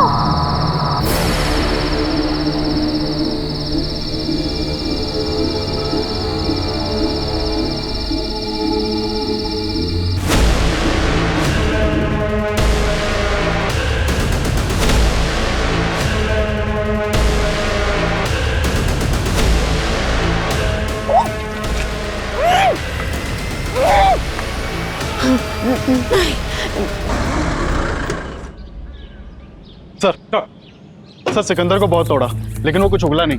डीएनए लो और आरती की बॉडी से जो मेरे रेपिस्ट का डीएनए मिला, मैच करो। सर, विनोद पर क्या लीड है? सर, उसके फादर का फोन सर्विलेंस पे, लेकिन कुछ भी सस्पिशियस नहीं मिला। हो सकता है विनोद कहाँ गायब है ये सिकंदर जानता हो। एक काम करो, सिकंदर को जाने दो और नजर रखो उस पर। सर, मनीष सर, सिकंदर बोल रहा था कि जब विनोद उसके पास आरती को पूछने आया था तो विनोद के सर पे चोट लगी। आरती के घर से जो हमें ब्लड मिला है चेक किया, आरती का ही है। सर, वो कमलेश देख। सर, मैं देख। बेटर। सर, ब्लड की फॉरेंसिक रिपोर्ट आ गई है। आरती के घर जो खून के धब्बे मिले थे वो आरती के ब्लड ग्रुप से मैच नहीं कर रहे थे। विनोद पर क्या रिपोर्ट है? सर विनोद की तो कोई लीड नहीं मिली, लेकिन मैंने आरती के घर वालों की एक्टिविटीज चेक की। जिस दिन आरती की हत्या हुई थी उस दिन आरती के फादर और उसका भाई, इन दोनों का फोन आरती के घर वाले एरिया में एक्टिव था। यानी कि उस दिन मेघनगर आए थे और इन्होंने हमसे झूठ बोला कि इनको मालूम नहीं था आरती और विनोद कहाँ रहते। एक टीम भेजो दोनों को उठाने के लिए। सर कंट्रोल रूम से फोन आया था, जैविकपुरा में एक और लड़की की लाश मिली है।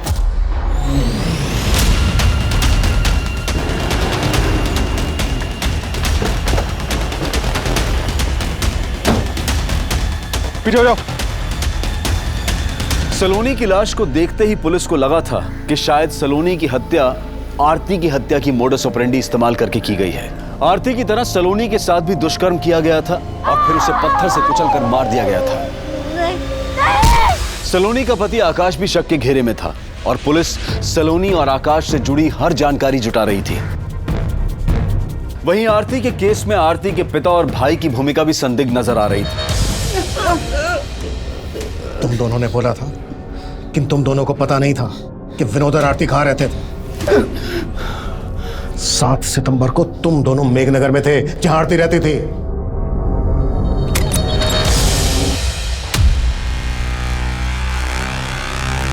अंदर देखो। आरती, आरती। पापा अंदर भी नहीं है आरती। कहाँ है आरती? आरती नहीं है यहाँ पापा। पापा इससे जारी जोड़ेगा? मार के खत्म कर देंगे। मार देंगे। मार।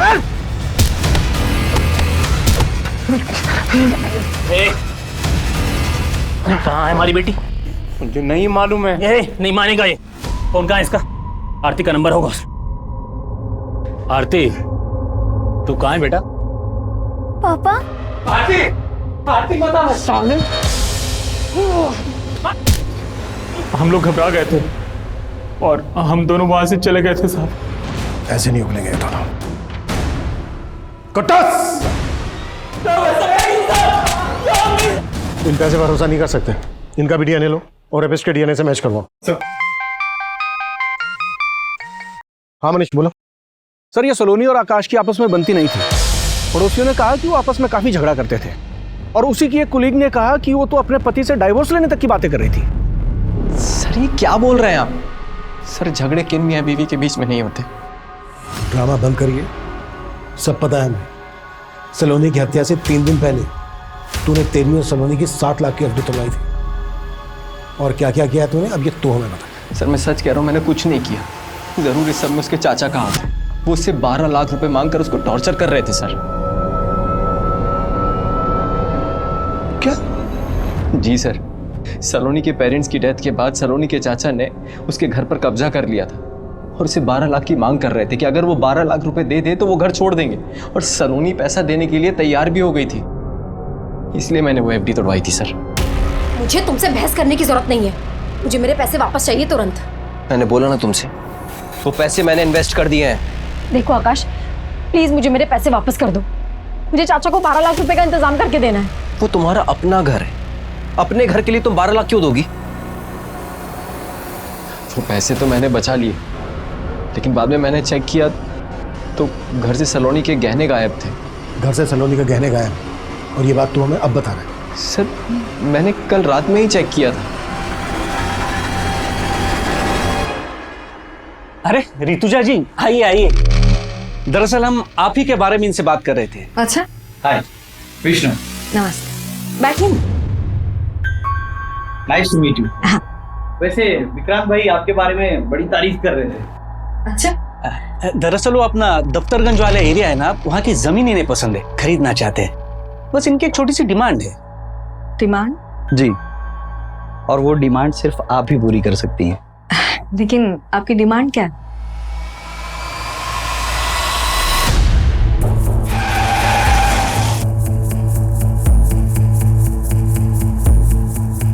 सर ये सलोनी का पति ना बकवास बातें कर रहा है। लेकिन ये घर तो सलोनी के पिता के नाम पे था ना, तो उनके मरने के बाद लीगली ये घर सलोनी का होगा। आप यहाँ क्या कर रहे हैं? मैं यहाँ क्या कर रहा हूँ? अरे हम यहाँ पे रह रहे हैं, इसका मतलब ये नहीं है कि हमने कब्जा कर लिया है। लेकिन सलोनी के ना रहने से कब्जा तो आप ही का होगा ना। सर आपके कहने का मतलब क्या है कि हमने सलोनी का हत्या करवा दिया? ऐसा हो भी सकता है। वैसे सलोनी से 12 लाख किस बात के मांग रहे थे आप? सर सलोनी के पिता की तबीयत हमेशा खराब रहती थी और उनकी बीमारी का सारा खर्च हमने उठाया था। और इसीलिए मैं सलोनी को बार बार फोन करके ये बताया करता था कि मेरे 12 लाख मुझे लौटा दो और ये घर का कब्जा ले लो। और वो तैयार भी थी मुझे पैसे देने के लिए। लेकिन उसका पति ना, मैं जानता हूं, वही उलूल जुलूल की बातें आप लोगों के कान में फूंक रहा है। उसका हिसाब हम कर लेंगे। आपको हमारे साथ चलना होगा, आपका भी डीएनए होना है। मेरा? सर, सलोनी का पोस्टमार्टम रिपोर्ट मैंने बहुत ही क्लोजली एग्जामिन किया है और आरती और सलोनी के दोनों की हत्या में एक ही जैसी सिमिलैरिटीज हैं। जैसे सर पे पत्थर मार करके इनकी हत्या की गई, उसके अलावा लेफ्ट हैंड की चारों उंगलियां फ्रैक्चर और फिर ये गर्दन पर बाइट मार्क्स। डॉक्टर, सलोनी की बॉडी पे जो रेपिस्ट का डीएनए मिला है, वो डीएनए आरती की बॉडी पे मिले डीएनए से मैच करता है क्या? सर, वो तो डीएनए रिपोर्ट आने के बाद ही क्लियर हो पाएगी। और मेरा मानना है सर कि दोनों का रेपिस्ट और कातिल एक ही आदमी है। वो इसलिए क्योंकि अगर आप गौर से देखें तो इन दोनों के गर्दन पे जो ये बाइट मार्क्स हैं बिल्कुल एक जैसे हैं। इसका मतलब आरती के रेप और मर्डर के लिए हम जिन लोगों पर शक कर रहे हैं वही सलोनी के रेप और मर्डर के सस्पेक्ट है। कमलेश सर, चेक करो, ये आरती और सलोनी एक दूसरे को जानती थी क्या? इन दोनों में कुछ कॉमन कनेक्शन है क्या? काफी कोशिशों के बावजूद पुलिस को सलोनी और आरती के बीच में कोई कॉमन कनेक्शन नहीं मिल रहा था। लेकिन यह साफ लग रहा था कि इन दोनों लड़कियों के साथ दुष्कर्म करने वाला और उनकी हत्या करने वाला आदमी एक ही था।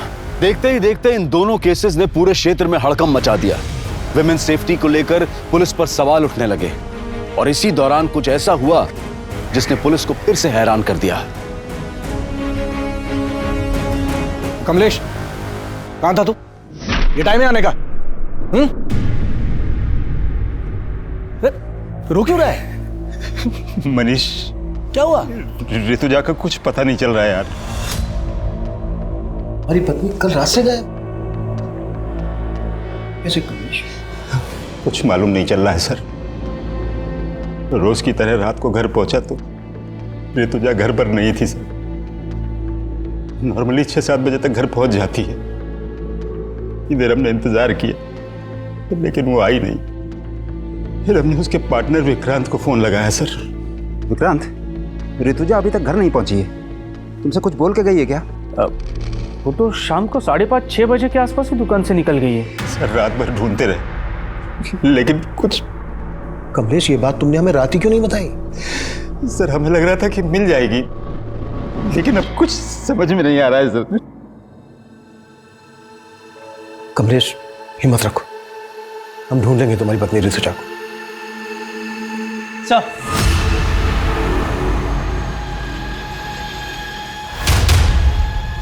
हामिद बोलो। हाँ सर, वो आरती के पति विनोद का फोन कानपुर में ऑन हुआ था। कानपुर पुलिस से कांटेक्ट करो, इसकी अपडेट दो, शायद वहां से हमें कोई लीड मिल जाए। सर,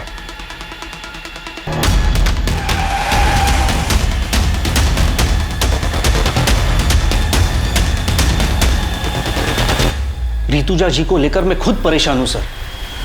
मुझे समझ में नहीं आ रहा कि वो कल रात घर क्यों नहीं गई। कल ऋतुजा जी कितने बजे निकली थी यहाँ से? करीब 5:30 बजे। विक्रांत, वो राजीव नगर वाला घर अगले महीने खाली हो रहा है तो उसके लिए किराएदार ढूंढना है। हम चलते हैं, बाकी की बात सुबह करेंगे। और उन्होंने आपको बताया था कि वो कहाँ जा रही हैं? नहीं सर, बताया तो नहीं था लेकिन मुझे तो लगा कि वो घर ही गई होंगी। आपको किसी पे शक है? शक तो नहीं है सर, लेकिन हाँ, एक बात थी जो मैं कमलेश जी को फोन पे बताना भूल गया। कैसी बात? सर, कल एक विष्णु नाम का आदमी आया था।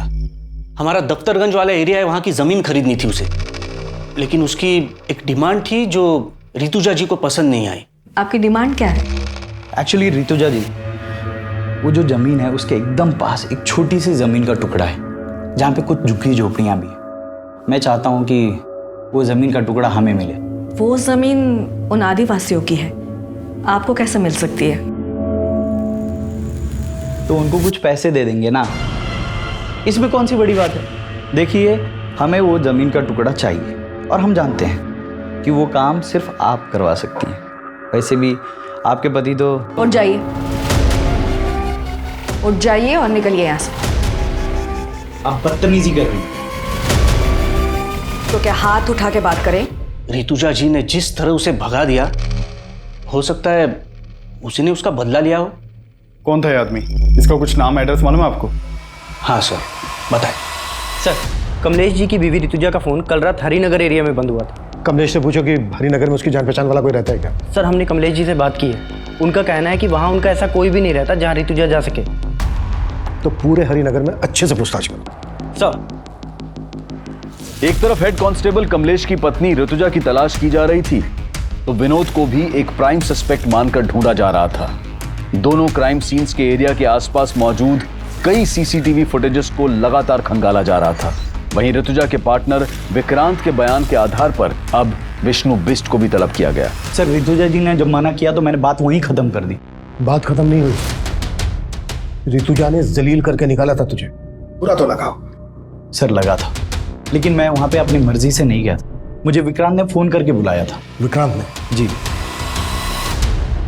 उन्होंने कहा था कि ऋतुजा मेरा काम करवा देगी, लेकिन उसने तो उसके मुंह के सामने ही मना कर दिया। फिर मैं वहां से चला गया। सर, हरिनगर के जंगल में कमलेश की बीवी ऋतुजा की लाश मिली है।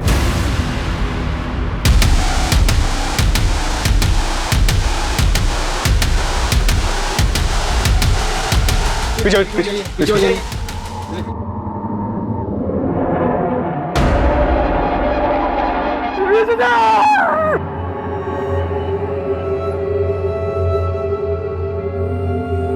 हमने कब कहा कि आप बूढ़े हो गए हो? आप तो हमारे गब्बर है।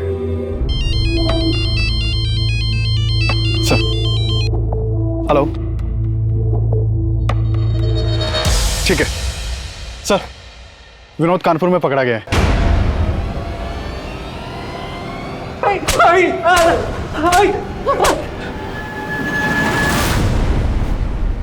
सर, मैं आरती से बहुत प्यार करता था।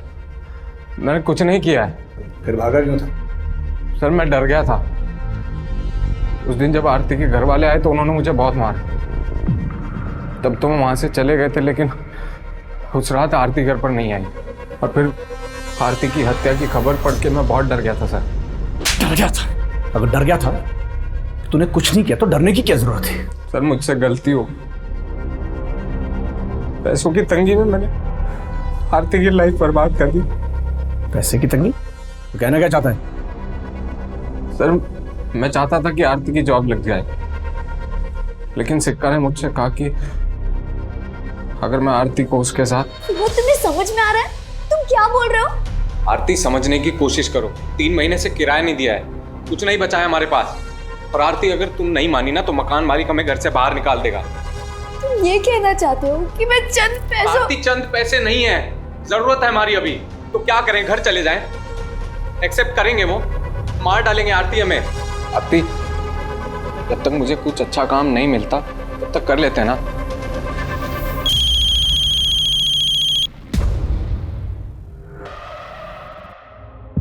हेलो आरती, तू कहाँ है बेटा? पापा। आरती, आरती बता साले।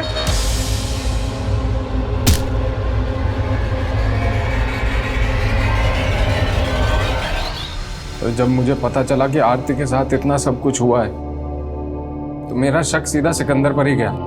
लेकिन अगर मैं आपको उसके बारे में बताता, मुझे ये भी बताना पड़ता कि आरती को वहां पर क्यों भेजता था। अपनी बीवी से धंधा करवाता है और बोलता है भरोसा करो। तोड़ साले को। सर, सर, मैं मानता हूँ कि मैं आरती के साथ रिश्ता रख के विनोद को पैसे देता था, लेकिन सर उस रात मैंने आरती को मेघनगर क्रॉसिंग पे ड्रॉप कर दिया था।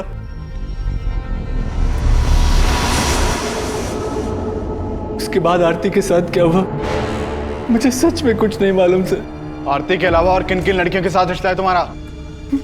बहुत सी लड़कियों के साथ, लेकिन सर मैंने किसी को मारा नहीं। सच।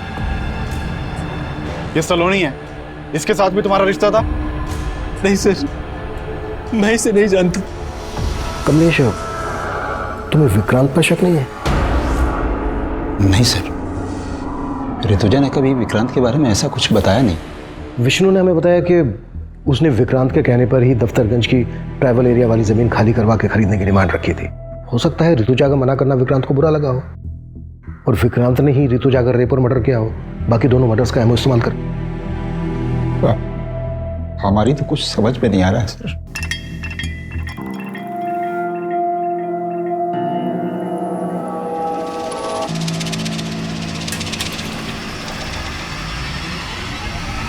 सर मैंने दोनों क्राइम सीन के आसपास की सीसीटीवी फुटेज चेक की, उसमें एक कॉमन आदमी नजर आया है।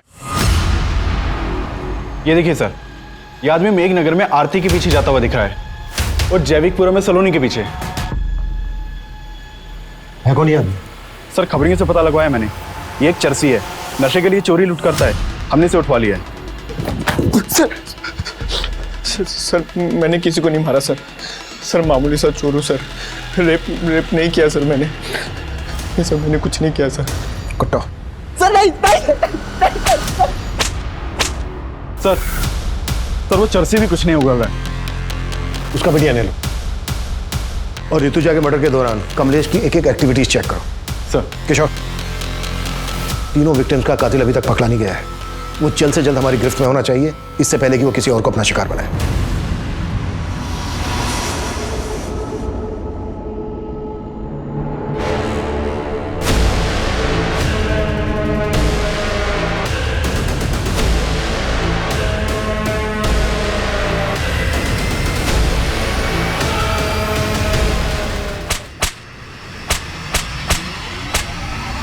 सर वो दोनों लड़के को सर मैंने ही मारा है सर, लेकिन तीसरा मर्डर मैंने नहीं किया सर। सर नशा करने के बाद मुझे पता नहीं चलता है सर मैं क्या कर रहा हूँ क्या नहीं कर रहा। कुत्ता साले। नहीं सर। सर आप कहना क्या चाहते हैं? हमने वो मर्डर? हाँ यही कह रहा हूं मैं, वो मर्डर तुम ही ने किया। सर ऋतुजा हमारी बीवी थी, आप जैसा सोच रहे हैं वो गलत है। पिछले 25 सालों से पुलिस की नौकरी कर रहे हैं, आज तक वर्दी पर दाग नहीं आने दिया है। कमलेश की किताबी बातें बंद कराओ। तो आप भी फैक्ट रखिए ना सर। हमें फंसाने की साजिश हो रही है सर। कैसे साजिश? जो भी कहना चाह रहे हो खुल के बोलो। हम कुछ नहीं कहना चाहते सर। अगर आपको लगता है कि हम कातिल हैं तो प्रूव करके दिखाइए।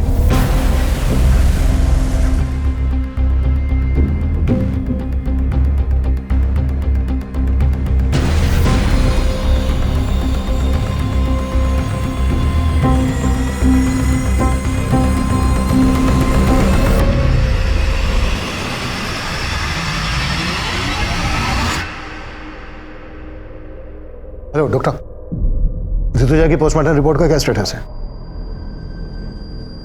Are you sure doctor?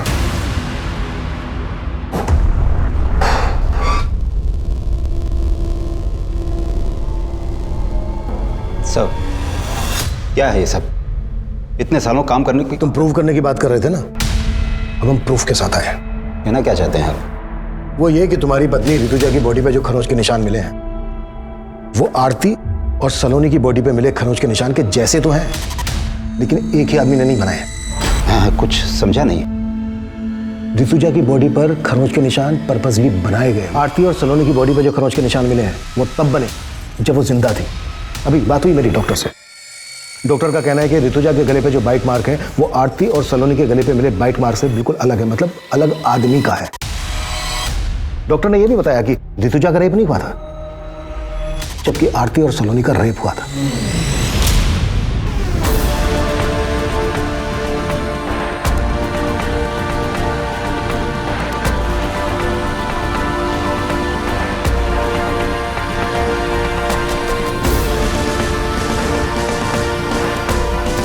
आरती और सलोनी के केस का एमओ ऋतुजा के मर्डर करने के लिए इस्तेमाल किया गया है।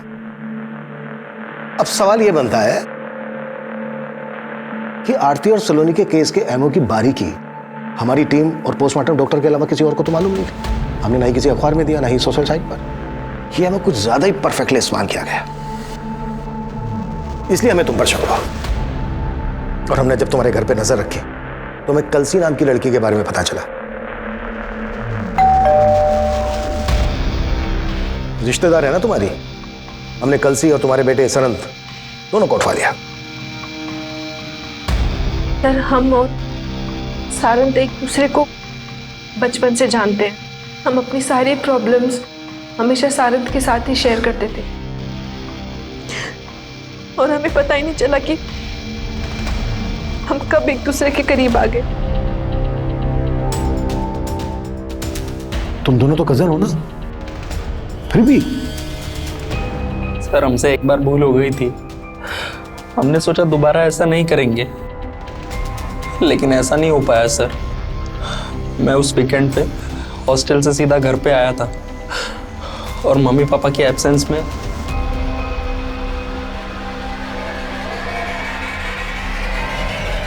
सारंग, बेशरम, शर्म नहीं आई तुझे? हाँ, कजिन हो तुम उसकी, बड़ी बहन हो।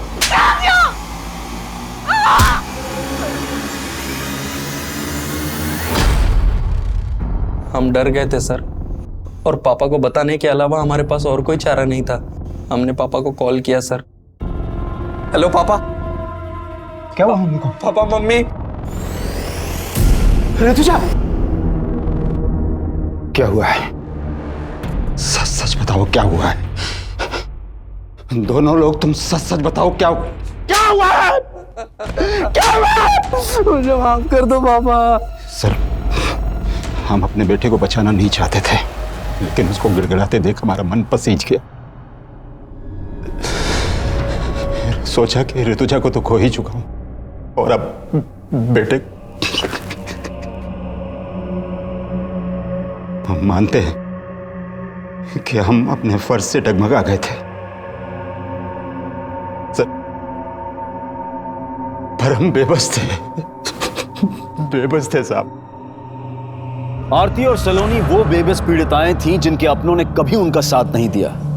लेकिन कमलेश जिस बेबसी से लड़ रहा था, उस बेबसी में शायद कोई भी अपने फर्ज से डगमगा सकता था। लेकिन ऐसी स्थिति में जब सही और गलत का तराजू हमें ऐसे असमंजस में डाल रहा हो, तो हमारे फैसले का पलड़ा सच और सही की तरफ झुकना चाहिए। क्योंकि झूठ और गलत को जितना भी छिपाने की कोशिश की जाए, वो एक ना एक दिन सामने आ ही जाएगा। अब मैं अनूप सोनी आपसे विदा लेता हूं। फिर मुलाकात होगी क्राइम पेट्रोल सतर्क के ब्लैक हेडलाइंस अध्याय में एक और नए केस के साथ। और याद रखें, क्राइम और आपके बीच में सिर्फ इतना फर्क है कि आप कितने सतर्क हैं। सतर्क रहें, सुरक्षित रहें। जय हिंद। क्राइम पेट्रोल्स के और भी दिलचस्प कहानी देखने के लिए हमारे चैनल को सब्सक्राइब करें और बेल आइकॉन दबाना न भूलें।